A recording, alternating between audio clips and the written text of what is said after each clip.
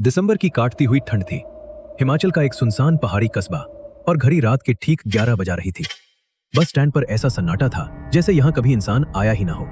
बर्फ और घनी धुंध के बीच एक पुरानी पहाड़ी बस बिल्कुल बेआवाज खड़ी थी। न इंजन की आवाज, न किसी के कदमों की आहट, बस ठंड और अजीब सी खामोशी। रोहित कोचिंग से लौटते हुए हांफता हुआ दौड़कर पहुंचा, क्योंकि उसे पता था अगर ये बस छूट गई तो इस पहाड़ पर उस रात कोई दूसरी सवारी नहीं मिलेगी। बस के गेट पर पहुंचते ही उसके कदम अपने आप रुक गए।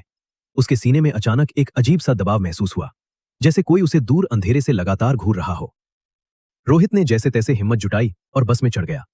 टिकट लिया और आदत के मुताबिक सीधे पीछे की सीट की ओर बढ़ गया।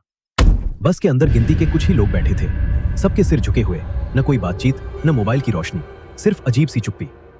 पीछे की सीट पर बैठते ही रोहित को ऐसा लगा जैसे पूरी बस एक ही पल में उसकी मौजूदगी को महसूस कर चुकी हो। हवा अचानक ठंडी नहीं, जमने जैसी हो गई। उसने धीरे धीरे गर्दन घुमाकर पास बैठे लोगों को देखा। सब एक ही दिशा में बिल्कुल सीधे देख रहे थे, न पलक झपकना, न हलचल, जैसे ये लोग जिंदा नहीं, किसी ने बैठा दी हो पत्थर की मूर्तियां। रोहित ने खुद को समझाया, शायद ठंड की वजह से ऐसा लग रहा है। वो खिड़की की ओर मुड़ा। बाहर सिर्फ काला अंधेरा, जमी हुई बर्फ और एक बेहद संकरी पहाड़ी सड़क थी। बस तेज चढ़ाई चढ़ रही थी। एक तरफ ऐसी गहरी खाई जिसमें देखने से ही रूह कांप जाए, दूसरी तरफ काले सूखे पेड़ जैसे सड़क की ओर झुके कुछ फुसफुसा रहे हों। रोहित ने सामने लगे छोटे से शीशे में ड्राइवर को देखने की कोशिश की। शीशे में ड्राइवर का शरीर साफ दिख रहा था, हाथ स्टीयरिंग पर जमे हुए, लेकिन जहां उसका चेहरा होना चाहिए था वहां कुछ भी नहीं था। न आंखें, न नाक, न मुंह, सिर्फ एक गहरा चलता हुआ अंधेरा, जैसे कोई परछाई उस शरीर के अंदर बैठी हो। रोहित की सांस अटक गई। उसका दिल इतनी जोर से धड़क रहा था कि उसे लगा आवाज पूरी बस में गूंज रही होगी। घबराकर उसने बस रोकने वाली घंटी की ओर हाथ बढ़ाया।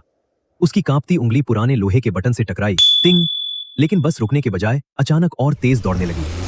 इंजन की आवाज अब इंसानी नहीं लग रही थी, बल्कि किसी भूखी चीज की गहरी गुर्राहट जैसी थी।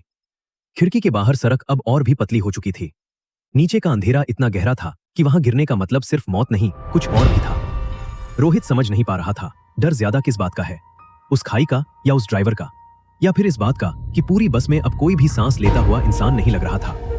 और तभी बस के अंदर उसने कुछ ऐसा देखा जिसके बाद रोहित की चीख उसके गले में ही दम तोड़ गई। ऐसे और वीडियो के लिए लाइक एंड सब्सक्राइब करें।